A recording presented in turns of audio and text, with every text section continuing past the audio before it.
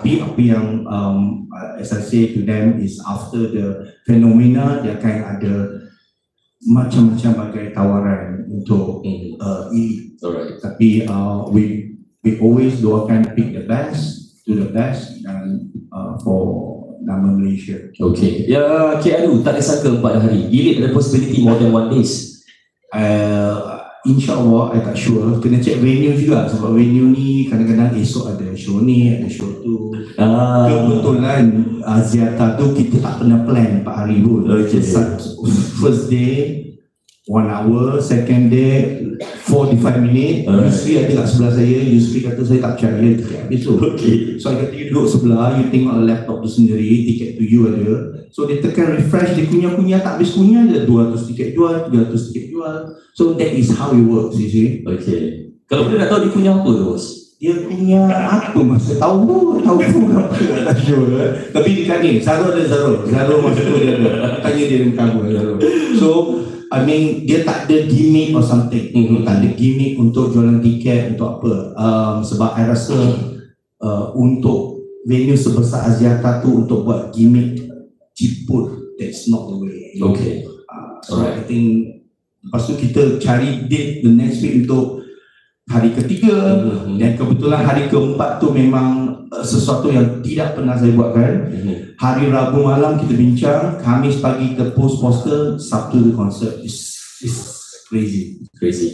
Baik. Alright, terima kasih Rika untuk idea TikTok channel show. Daripada kita dance channel tu menyanyi, mungkin kita mencari wajah-wajah yang sama. Kak Shasha, Kak Linda, Kak Ebi, Kak Azhar, Kak Wati, kumpulkan suara yang perform.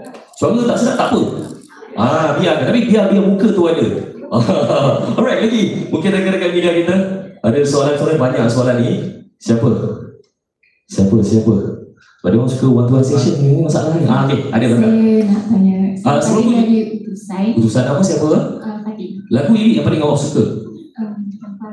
Cuba sikit je. 1, 2, 3. Salah. Ada yang dah tampar ni ke kan? Kurang. Okay, soalan awak. Itu lagi TRG. Okay. Alright, sorry. Okay.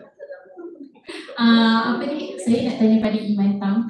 Since ini adalah konsert istimewa untuk elite kan, ada tak macam plan untuk bawa artis jemputan seperti mana konsert KRU before this? Okay, nice question.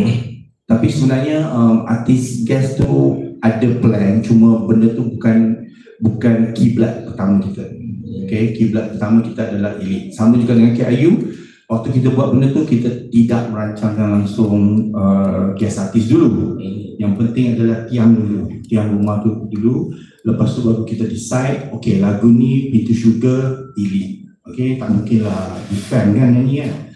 So Adam terhangat di pasaran, which is okay, meant to be. Kena ada Adam, kalau tak ada Adam tak kena pula. So and elite insyaAllah ada, tapi kita belum decide lagi benda tu. Sama juga dengan our music director and something, cuma selalunya benda tu icing of the cake ni I akan dapat later on. Thank you. Okay, nice one. Alright, ada lagi? Mungkin ada something Kelly? So every Kelly akan tanya soalan. Kelly? Tak perlu Kelly pun tak apa Kelly. Kelly boleh berdiri Kelly? Tapi sebelum tu saya nak mengucapkan selamat datang untuk Kak Jah yang bersama-sama dengan elite dari dulu hingga selamanya. Kak Jah. So Kak Jah tu play sekali. Ya, Kak Jah dia antara saya sebab elite ni sangat rapat tahu dengan media daripada dulu kini, dan harap adik-adik media baru ni seperti kita punya hubungan tu biarlah rapat seperti mana rakan-rakan media kita yang terdahulu. Sebab elite ni sukses dengan adanya pihak media yang sentiasa bantu kami tau. So kami sangat menghargai lah pihak media. Itu je nak bagi tahu. Dan saya nampak masuk tadi, saya nampak Kak Jah sebab saya tahu ramai sahabat-sahabat media saya yang tengah sakit sekarang.